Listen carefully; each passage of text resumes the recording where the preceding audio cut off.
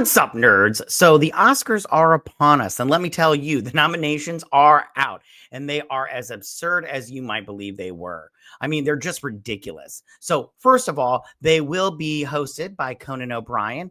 Now, listen, I think Conan O'Brien used to be one of the funniest people in America. I'm not sure if he still got it, and I haven't seen anything funny from Conan for years, but that's just because I haven't been paying close attention to his career. Now, he's a safer choice than someone like, say, Ricky Gervais, for example, but he will be better than Jimmy Kimmel for sure. I mean, anybody will be better than Jimmy Kimmel. At this point, I mean, a bag of dog shit is better than Jimmy Kimmel because he's a piece of shit. Okay, so there are the actual nominations, and man, are they wokeifying this joint. I mean, wow, it is just crazy. These nominations are the wokest Hollywood nominations for Oscars I have ever seen. Like, this is wild, but actually, like, really, really insanely woke. I mean, so the number one movie in terms of nomination, close to leading in the all-time nominee list, is one of the worst movies that I have ever seen in my entire life.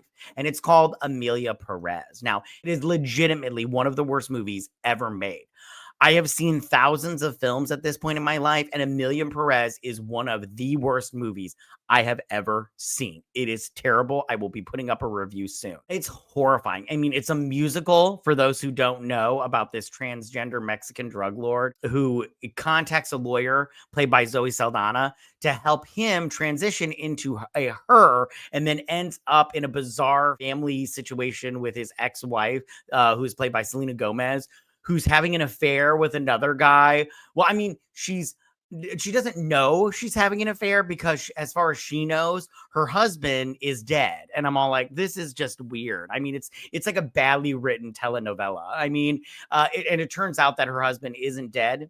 He's just chopped off his wing wang, and it's a musical.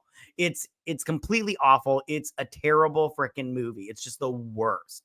Now, it's not just that this has received 13 nominations, almost as many nominations as All About Eve, one of the great films of all time with 14 nominations. It came in basically, it's tied for second for the most nominations in Academy Awards history, and it's just ridiculous, which is it's just absurd on every single level. I mean, one of the nominees is a person named Carla Sofia Gascon.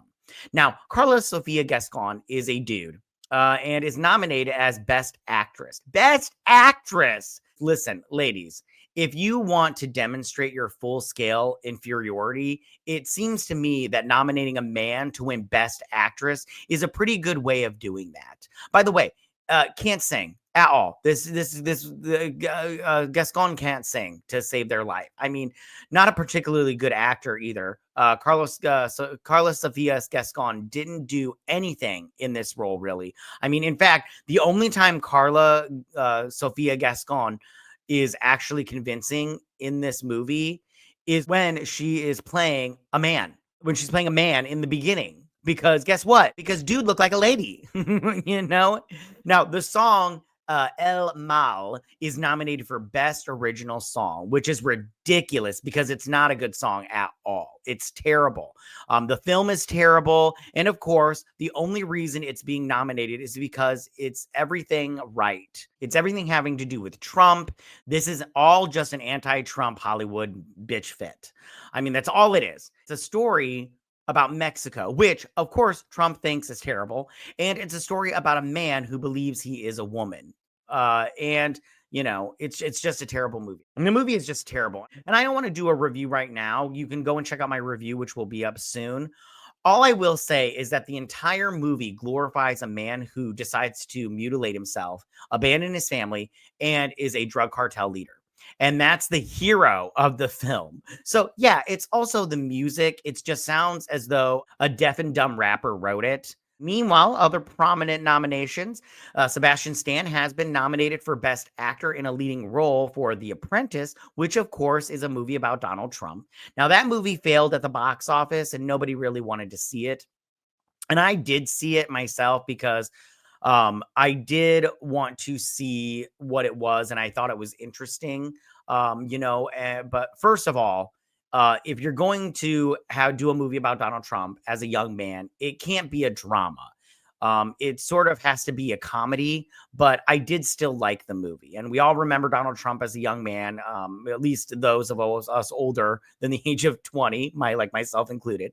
And Donald Trump has been a part of our public life since, the 1970s. And, so, but I personally thought the movie was pretty decent. I thought it humanized him. There were some liberties taken that I believe he has said is false.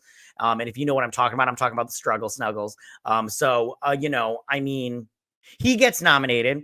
That, of course, is just a way of slapping Donald Trump.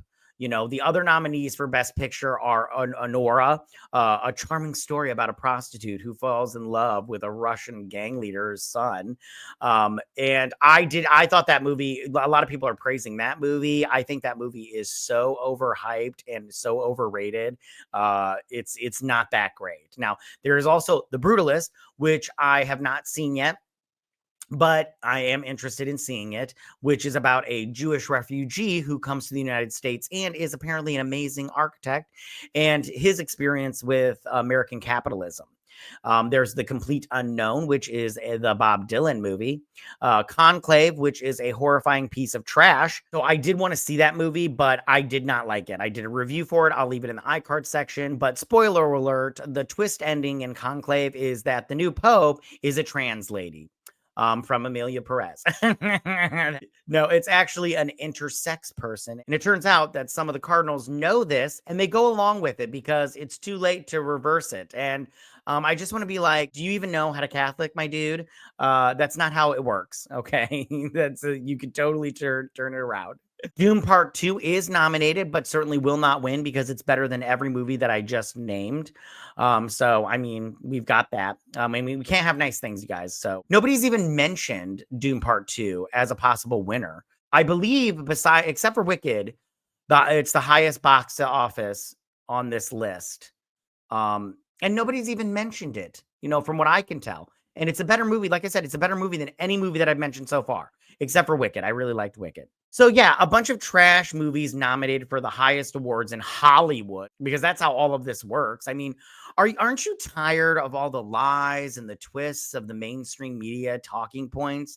I mean, yeah, hashtag me too. So I just, these are the nominations, and I just can't believe that this is what they've chosen. These are the movies that they've chosen. But at the same time, I mean, like, what was the list of movies they could have chose from? I don't put any stock into Oscar nominations and Oscar wins. I don't think you should either. But tell me what you guys think about these, this woke nonsense of Hollywood. And maybe, them burning isn't, a bad thing. Figuratively, not literally. All right, you guys. Well, tell me what you guys think. Go ahead and leave all your comments in that section down below. If you like this video, go and hit that like button. I won't mind. If you're new to my channel, please hit that subscribe button. I'd greatly appreciate it. And I will see you guys on my next video. You guys have a good day. Bye.